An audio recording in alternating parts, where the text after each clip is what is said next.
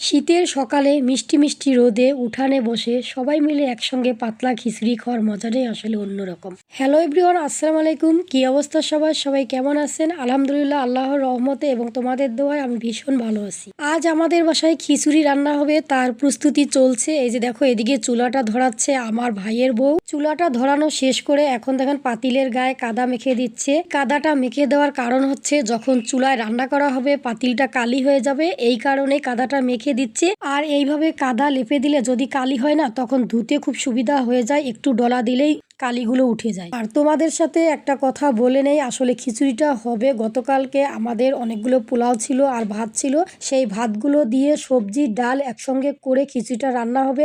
আর আজ এই খিচুড়িটা রান্না করবে আমার চতুর্থ বোন, কারণ ও নাকি ভীষণ ভালো পারে। আর আমার সবচেয়ে ছোট বোন যে, ও এই সবজিগুলো সব কেটে দিল। একজন কাটলো, একজন ধুচ্ছে, আর একজন রান্না করতেছে, কেউ চুলা ধরাচ্ছে। আসলে এরকম করে রান্না বান্না করে খাওয়ার মজাটাই আসলে অন্যরকম। আর আমি হচ্ছি একটা শ্রেষ্ঠ চোর, আমি কখনোই বাড়ি গেলে কোনো কাজ কাম করি না, আমার কাজ কাম করতে ভালোও লাগে না।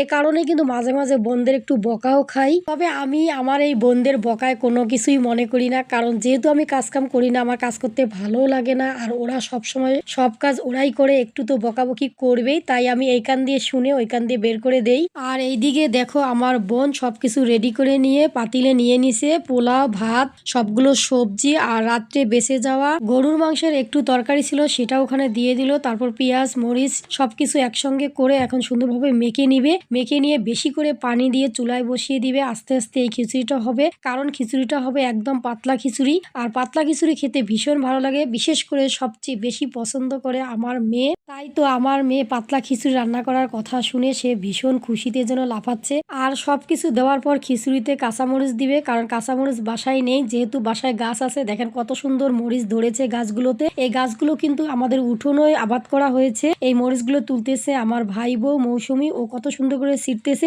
এই মরিচগুলোর নাম কি আমি জানি না, কিন্তু এই মরিচগুলোর কিন্তু ভীষণ ঝাল রে ভাই রে ভাই। এই কয়েকদিন আমি এই মরিচগুলো ইচ্ছা মতো খেয়েছি, যেহেতু আমি ঝাল পাগল মানুষ, আমার ঝাল খেতে ভীষণ পছন্দ। তাই আমি ইচ্ছা মতো প্রতিটা বেলায় যখনই আমি ভাত খাইছি, যেটা দিয়ে ভাত খাইছি সবকিছুতেই আমি এই মরিচগুলো দিয়ে ভাত খেয়েছি। যাই হোক, এইদিকে দেখেন খিচুড়িটাও হয়ে গেছে, এখন আমরা খিচুড়িটা খাবো। খিচুড়িটা খাওয়ার জন্য এই তো মরিচ ভর্তা করে নিচ্ছে, শুকনা মরিচ পেঁয়াজ সুন্দর করে ডোলে ভর্তা করে নিচ্ছে, কারণ শুধু খিচুড়ি কিন্তু যতই হোক ভালো লাগে না খেতে, এই মরিচ ভর্তাটা দিয়ে খেতে ভীষণ ভালো লাগবে। এই তো খিচুড়িটা প্লেটে প্লেটে বেড়ে দেওয়া হচ্ছে, কারণ বাসায় কিন্তু আমাদের অনেক মানুষ, সবাই মিলে এখন এই মিষ্টি রোদে উঠানে বসে খিচুড়িগুলো খাবো। এই তো দেখো, সবার প্লেট হাতে হাতে সবাই একসঙ্গে বসে খাচ্ছি। এই তো আমিও খাচ্ছি। সত্যি এই মরিচ ভর্তা দিয়ে খিচুড়ি খেতে কিন্তু ভীষণ টেস্ট হয়েছে। তোমরা এই পাতলা খিচুড়ি কে কে পছন্দ করো অবশ্যই কমেন্ট করে জানাবে। আর অনেকক্ষণ ধরে বকবক করলাম, নিশ্চয়ই তোমাদের বিরক্ত লাগতেছে, তাই আর বেশি কথা বলবো না, আজকের জন্য বিদায় নেই। ভিডিওটা ভালো লাগলে লাইক কমেন্ট শেয়ার করে পাশে থাকবে। আল্লাহ হাফেজ।